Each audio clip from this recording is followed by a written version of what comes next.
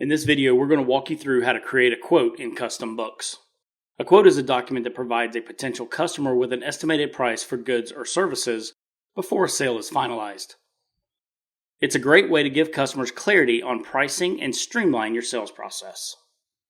To create a quote, start by clicking on the sales quote icon, then select Create and choose New. Next, enter the customer's name and adjust the quote date if it needs to be different from today. You can also set an expiry date, which determines how long the pricing and terms remain valid. This helps ensure that quotes don't get used beyond their intended time frame. If the quote is related to a request for quote from a vendor or customer, you can track that by filling in the RFQ field. Once the customer details are entered, it's time to add the items they're interested in ordering.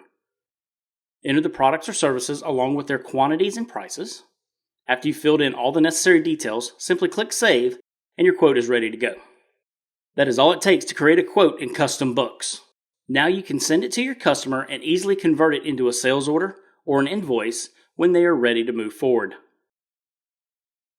Thank you for watching. If you enjoyed this video, please check out our other videos. Make sure to like and subscribe to keep up on all the latest news on CustomBooks.